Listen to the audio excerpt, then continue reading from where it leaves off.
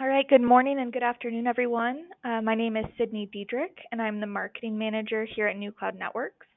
I want to thank you all for attending the Ransomware Preparedness and Recovery webinar brought to you by NewCloud Networks and Veeam. Today, you're going to hear from myself, as well as Brandon McCoy, a Veeam Solutions Engineer. And if at any time during the broadcast you have a question, please feel free to use the question feature on your screen, and all questions will be addressed at the end.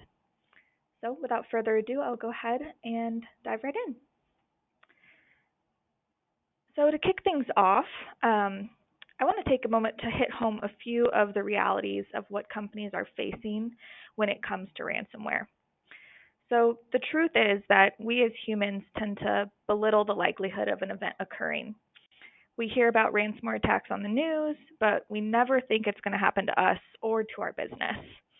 And the reality is that, on average, ransomware attacks occur every 14 seconds, according to Cybersecurity Ventures. So let's take a moment to think about those odds. A new company is hit every 14 seconds. That comes out to be just over 6,000 attacks per day, 43,000 attacks per week. And when you think about it that way, it starts to seem a lot more likely that a company like yours could face an attack. And while in previous years, ransomwares targeted consumers, in 2019, attacks on businesses increased over 360%.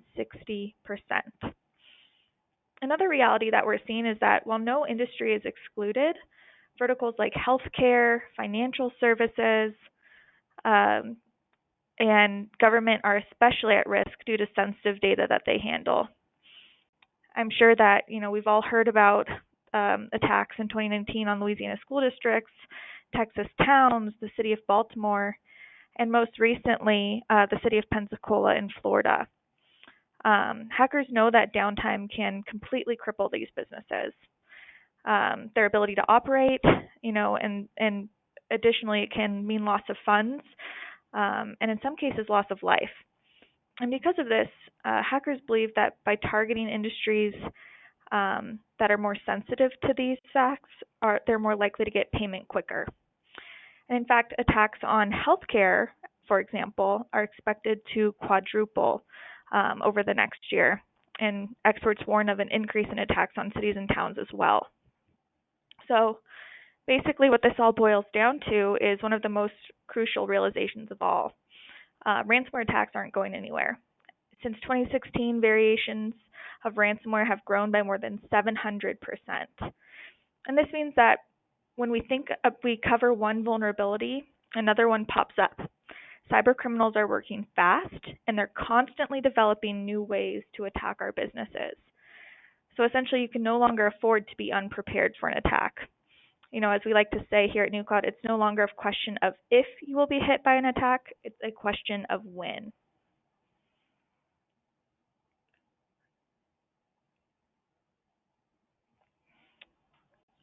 So to put all of this in perspective, let's take a look at a real-world example of an attack. In May 2019, the city of Baltimore was hit with a new strain of ransomware called Robinhood. And all servers, with the exception of essential services, were taken offline, and ransom totaling $76,000 was demanded. The city did not regain full functionality for over a month.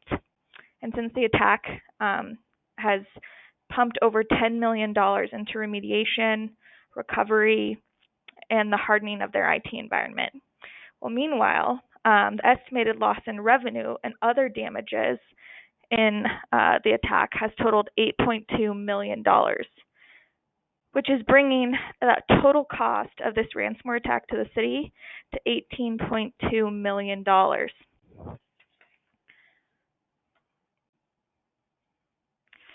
So what might happen when you face an attack?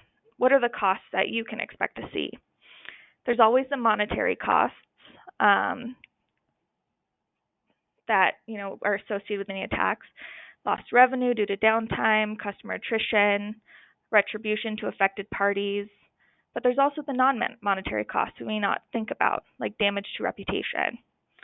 So as of 2019, we know that security intelligence reports have estimated that the average cost of a data breach is around $3.2 million.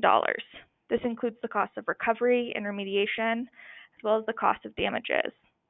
While this may be a far cry from that $18.2 million that the city of Baltimore faced, it's still a pretty hefty price tag that none of us want to pay. And as cybercrime continues to grow over the next few months, IDG tells us that this will all boil down to about $6 trillion annually in damages by 2021. So I know these are a lot of large, scary numbers, and you might think, still this won't happen to me. But our goal here is to get you thinking about what the many ways that hackers have to find entry into your system and how you might combat those. And at the end of the day, we don't want your company to become a part of these statistics. We want to help you proactively prepare in order to minimize these costs as much as possible. So with that, I'll go ahead and hand this presentation over to Brandon McCoy with Veeam. So Brandon, feel free to take it away. Thank you so much, and thanks everyone for joining. So yes, my name is Brandon McCoy, engineer here in Alpharetta, Georgia, and supporting our Veeam Cloud Service Provider team, here to talk a little bit about ransomware. We're going to go through kind of what it is, what you can do to protect yourself from a proactive as well as a reactive perspective. So let's take a look.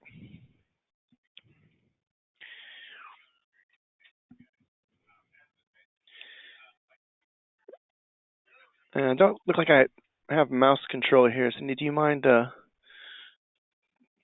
double checking that for me? You should be good. Yeah, for some reason I'm not. Okay, there we go. So sorry about that, guys. So what is ransomware? I'm sure most of you by now have heard of ransomware at some point, but just to kind of dive a little bit deeper. So this is a malicious software, and it restricts access to your production environment. Sometimes it can even restrict access to backup, so it's important to have multiple copies, and we'll definitely talk about how to accomplish that.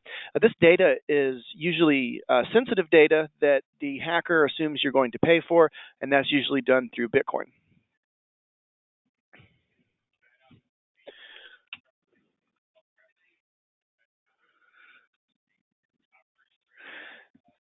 And like Sydney said, everyone is at risk. So from the small mom and pop shops all the way up to the big healthcare organizations, banking industries, and even the government. Usually these ransoms are defined by the size of the business. So it may be a $500 demand or hundreds of thousands of dollars, like we saw in some of the previous examples. So some common infection approaches. Trojan is the most popular. It's an email attachment that comes, and you click on the email attachment, which downloads an executable onto your computer. A lot of times this will go to your system and then infect everyone on your network, maybe in the domain or on that specific network. Removable media is another one. So an interesting study done by Google in a couple colleges where a USB bait stick was dropped in a public place, and curiosity definitely killed the cat here, with almost half of the bait USBs being plugged in, just as a social experiment to see who would plug something like that in. So if you ever see a CD or a USB stick lying around, probably best not to plug that into your computer. Malvertising is another one. So you may be online, just kind of doing some browsing. Next thing you know, you've won a free trip to some cruise, or maybe even something that doesn't look as obvious, like an update to your Adobe. Maybe your Adobe does need an update, but rather than clicking on some link, I would go to the website itself and try to see if there are actually updates that need to be installed. Social media and SMS. So, maybe you get a Facebook request and it looks like it's from a friend or you get a LinkedIn message with some kind of attachment or asking for something. Those are other infection approaches. And then today in 2020, we see ransomware as a service. So this is third-party companies complete with call centers and customer service where you can actually go on the dark web and purchase different ransomware codes that they write for you. They explain how to deliver them. So you don't have to be an IT professional to be a cyber hacker today.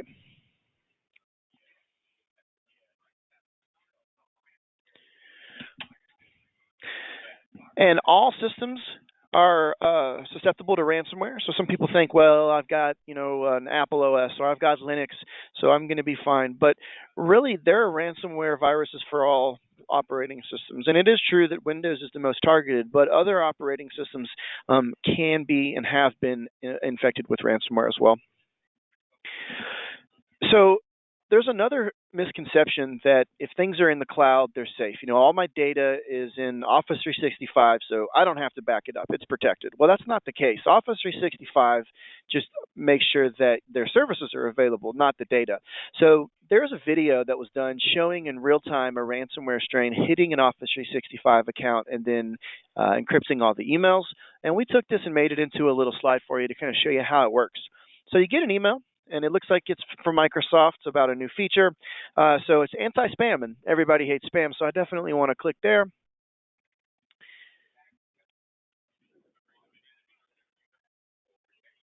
Sorry, just having a few issues here with this mouse control. Then all of a sudden, the handshake is done. Unfortunately, that handshake is done with a server that is giving out malware encryption bits. Those go to the Office 365 account. Next thing you know, all of your emails look like hieroglyphics. They're unreadable. Next thing you know, you get an email that is readable, and it says that you have to pay $300 in order to get your emails back. And, something to remember, there's no guarantee that you're going to get that data back. There's so many different ransomware viruses out there, so many different codes and companies that by the time you've paid the Bitcoin, they've probably already packed up shop and have implemented some new ransomware.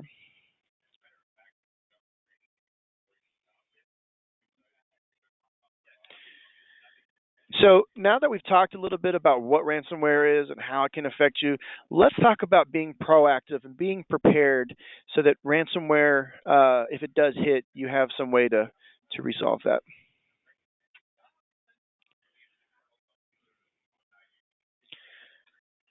So these are some of the real simple steps that me and Sydney here like to talk about. The first one is keeping all your software up to date. So if you're like me, you're probably guilty of being on your computer and a little update pops up and it says, hey, Dell or Lenovo has a new update for your computer, and you hit remind me later. And then you keep hitting remind me later, until eventually some ransomware virus reminds you later. So it's always good to go ahead and update that to the latest patch to prevent those kind of vulnerabilities. The second one is performing a threat analysis with your security team. So a lot of bigger companies do hire people to try and hack their system or find vulnerabilities so that they can fix them before the actual bad guys find those.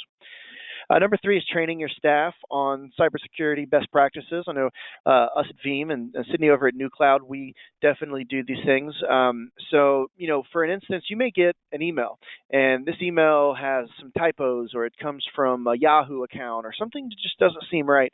And you click on some attachment, and then you're redirected to take a phishing study course, so that you can be a little more aware of these kinds of things. So in training your employees on what this stuff is, not to click on links and things like that.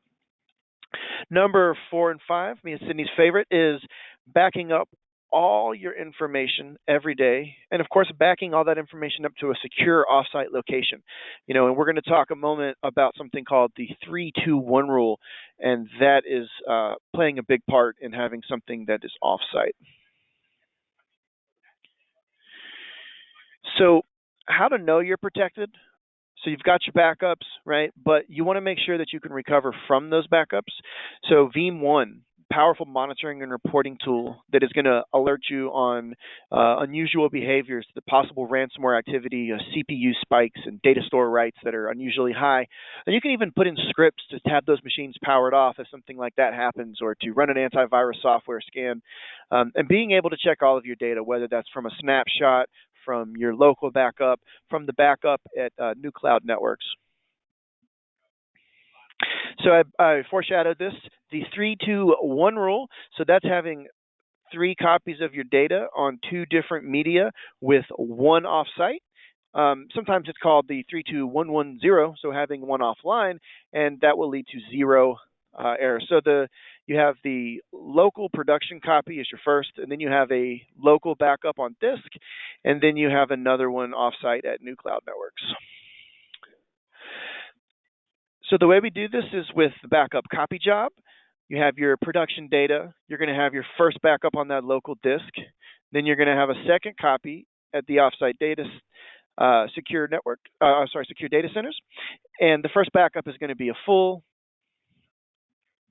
Everything else after that is going to be the incremental changes. We're able to do that directly over the internet without a VPN. That's our functionality called Cloud Connect, and it's how we securely send your data across the internet. And we can also offer you what we call grandfather, father, son, which is having weekly, monthly, yearly roll-ups of your backup for long-term archival storage. So here we see how Cloud Connect Backup works exactly. The local backup going across the internet, like I mentioned, Cloud Connect. So what Cloud Connect is an SSL. More specifically, it is called TLS, or Transport Layer Security. So the data is safe because the network traffic is encrypted. You can also encrypt those backups. They get sent to the offsite repository at NewCloud Networks, and it's securely stored there. Now, you could back up directly to Cloud Connect, to NewCloud Networks, but it's not a best practice. So that's why we got this little red line yelling at us right there, because that doesn't satisfy the 3-2-1 rule. It's good to have a local as well as an offsite backup. We also offer Cloud Connect replication, partnering with NewCloud Networks. So Veeam is going to handle the replication piece. We're going to take your production VMs, and instead of backing them up on a flat file, we're actually just going to copy them to NewCloud Networks, and they're going to be just powered off machines that you can instantly fail over to. Whether you have a partial site failover or a full site failover, we can have those machines powered on at NewCloud Networks in minutes. Another really cool feature. So, I mentioned that a lot of ransomware strains, they encrypt your production data. Sometimes, though, they even go into the repository and delete your backups, right? So now you don't have any backups to restore from, and your production data has been encrypted. So using Veeam Cloud Connect with NewCloud Networks, they offer the ability to have insider protection. What this does is, let's say the customer's Veeam server is hacked, and it deletes all the backups in the Cloud Connect repository. That repository is moved outside of the regular repository into an administrative recycle bin that only NewCloud Networks can see and access, and they can restore your data for you in case of that deletion. That could also be used for a malicious employee that decides to delete your backups or changes the retention policy to a shorter time. Let's move on. I've got a few more best practices for you. So rotating drives is great. These are going to be for your on-prem backups. Maybe you put your backups on a USB hard drive and rotate those out. One thing about this is that, it can become cumbersome. Also, you've got, human error, people, taking those drives. Where are those drives being stored? How are they being handled? So really the NewCloud solution is a little bit better in terms of having that offline or offsite backup rather than rotated drives. But it is just one more thing you can do to protect yourself. And this may seem obvious, but a lot of us, our password is our dog's name and our birthday, right? You want to use strong user passwords. You want to have different credentials for your Veeam server, and we recommend that you don't put your Veeam server on the domain. Use local service accounts. That's my favorite. Veeam Cloud Connect credentials for that offsite repo. Make those a different password. Maybe you have Windows and Linux credentials. Keep those all separate.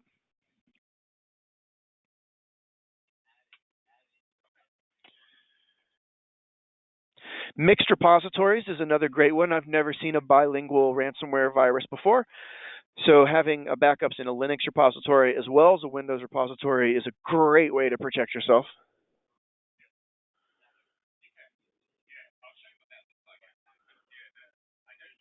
And VLAN segmentation is another one. So there are variants designed to harvest data from your AD and traverse the network. So usually what will happen is an employee will click on a link. That link will download an executable, and then that computer will then send that to everyone else that is on the network. And a lot of times these are called crypto worms, or if you're an 80s fan of Beetlejuice, sandworms. So, okay, now we've talked about being proactive, but it's not a perfect world. Sometimes things are going to happen. So let's talk reactive when ransomware does strike and what you can do about it. So there's 3 options for ransomware remediation, and I'm not gonna lie to you, they're not the best. The first one is you can pay the ransom.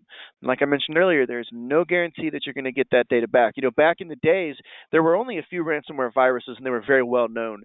So it was in their best, their best case to pay that ransom, because then there was a reputation that this specific ransomware virus, the users will pay. We'll give you your data back if you pay. Nowadays, there's so many, and they can't keep up with them. There's really no reason for them to pay that. They're going to just go ahead and close up shop and then create a new ransomware virus. Now, you can restore your data, but you may have backups that are infected as well. So, we're going to look at ways that we can alleviate that as well, so that you're not wasting time or just making things worse. And the last one is you can call the feds, but this is really just to help kind of track these criminals and get them to stop this from happening in the future. If you're expecting them to get your data back to keep your business back up and running, I got some bad news for you. It's probably not going to happen. So what can you do? Well, one thing with Veeam is we have our secure restore. So let's say that you get a ransomware virus that sits stagnant and it doesn't exploit itself for 30 days. These are called zero-day viruses. You're doing backups this whole time, and you're backing up that ransomware strain as well. What you can do is you can take the backup and you can restore it in an isolated environment and do an antivirus software scan that may have not been caught previously until after the virus had spread, and allow you to test those backups and go back to a point to before that ransomware virus was there. Now, everything I've been talking about is pretty much on the virtual side. Most data centers, we see VMware, Hyper-V, but we also have physical machines that are out there. So we have the Veeam agent for Linux, as well as the Veeam agent for Windows, and this allows you to do a bare metal restore even on dissimilar hardware. And now with Veeam 10 out, we have the ability to do instant recovery to Hyper-V as well as VMware. So if a physical machine were to go down or become infected, you could actually instantly spin it up as a virtual machine in both vSphere as well as Hyper-V. And lastly, I kind of mentioned the monitoring and reporting earlier, but having real-time alarms, making sure that your RPTO is met, that's your recovery point objectives, and your recovery time objectives. How far do you need to be able to go back? How quickly do you need to be able to recover? All of that and more with the Veeam one. So that's all I got, and I'm going to turn it back over to Sydney, and I appreciate everyone's time. Thanks. Thanks so much, Brandon. Appreciate it. So the NewCloud and Veeam ransomware solution, the key takeaway here is that NewCloud works very closely with Veeam to ensure that your company has total protection from ransomware. And we do this by combining Veeam software with our ultra-low latency network of cloud locations, which allows you to create a secure, encrypted, and automated backup of your data, getting it off-site quickly and pulling it back when you need it. And with replication, you can actually get very granular with your restore, as Brandon went over. You can isolate compromised files and recover the rest of your data without reinfecting your environment. And so I want to take a step back here and give you some context for who NewCloud is for those of you who may not be familiar with us. So NewCloud Networks is a cloud service provider. We've been in business since 1988. And obviously back then we weren't in the cloud or called NewCloud. That would have been some great foresight on our part. But our background is in networking, and we've evolved several times over the years to adjust our offerings according to the changes in technology. As such, we've amassed over 1,000 customers in the US and in Europe. We are a platinum level Veeam partner, and we were one of the first partners to launch Cloud Connect with Veeam. So we've built a reputation for quality within our industry, and our SLA and customer satisfaction rating do a really great job of exemplifying that. So this map is a breakdown of our nationwide ultra-low latency network. The network is actually designed and built for backup and disaster recovery. And when we talk about backup in VR, it's important to have your data far enough away from your main site so that it won't be affected by the same natural disaster, but close enough so that it's usable when you actually need to stand up VMs. And we actually control the bandwidth and latency between these locations, ensuring that our customers' data is always available. So if your company is hit by ransomware, this means that we can get your data backups and replicas up and running quickly and limit or eliminate your downtime.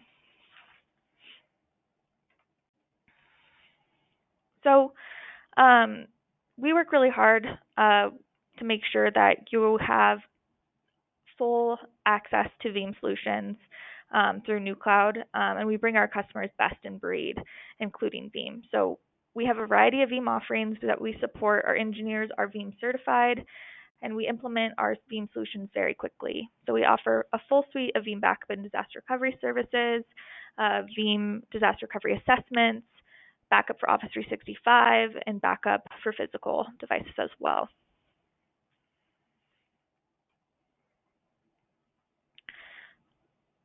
So at NewCloud, we believe that great technology is powered by great people. We're always being asked what sets us apart from the big names out there like Amazon and Microsoft, and our answer is actually always the same. We believe in personalized service, not a 1-800 number.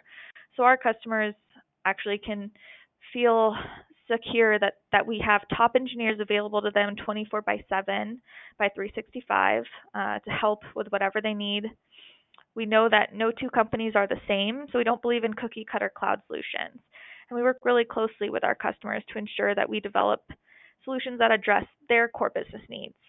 And then we implement those solutions using our best in breed technology providers and make sure that we offer solutions at an affordable rate. So the bottom line again comes down to that we believe in taking care of our clients.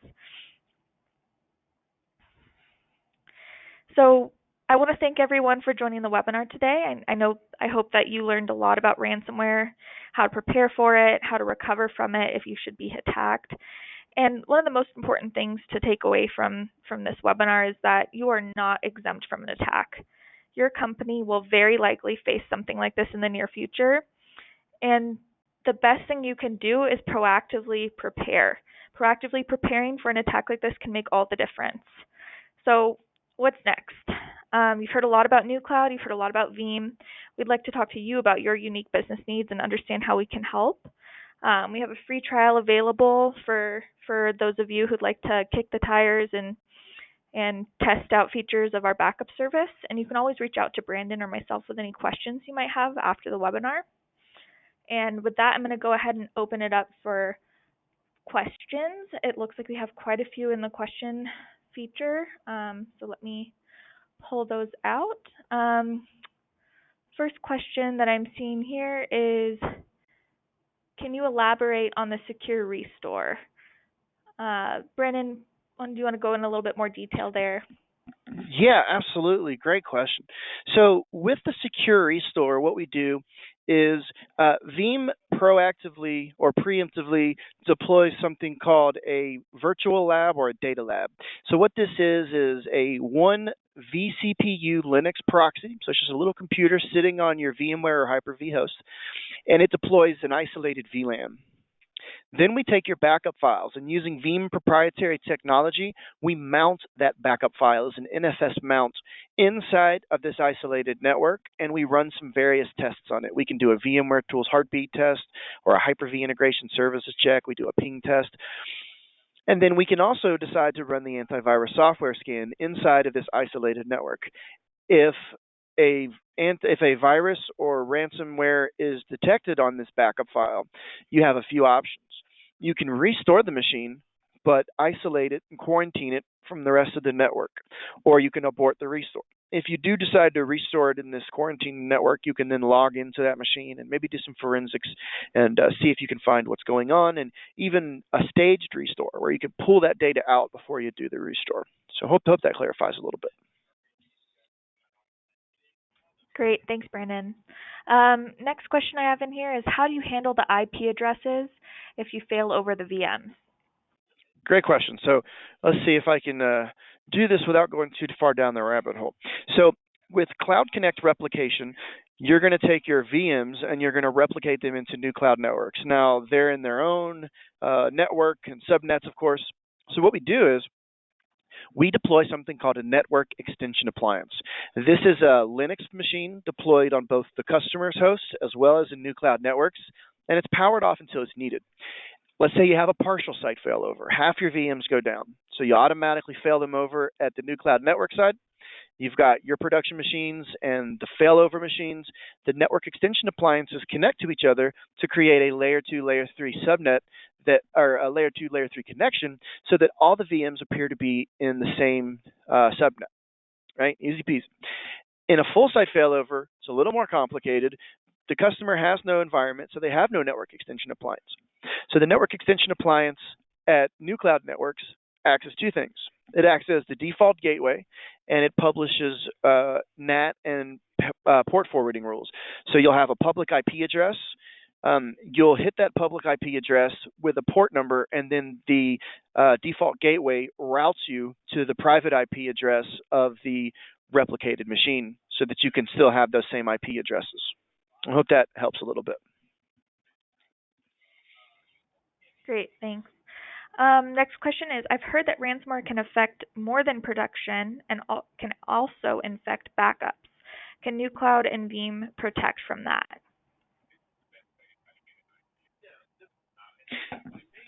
I'm sorry, Sydney, my phone kind of broke out. Can you repeat that question again? Sure. I've heard that ransomware can affect more than production and can also affect backups. Can NewCloud and Veeam protect from that? Yes, sorry. So absolutely. So there's a couple things there. The insider protection that I mentioned earlier can help with the threat of backups that are being deleted by moving them out of the reach from the customer side.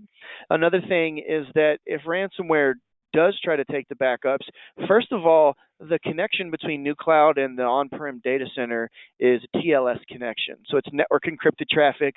There is an SSL handshake with a certificate in place so that all the transactions are being authenticated from the NewCloud side. So it's very hard for a ransomware virus to try to come from the customer's network over this TLS connection into the NewCloud side and get around that handshake. So that's how we prevent the ransomware, with having that offsite copy in a completely different network with a TLS connection. Great. And that looks like it's all the questions that we have in the question box. So if you do have any questions after the webinar, please feel free to email myself or Brandon directly, and we'll be happy to answer those. But at this point, I would love to give you 30 minutes back in your day, and I appreciate everyone's time and patience as we went through the webinar. So have a good rest of your day. Thank you, everyone. Goodbye. Thanks.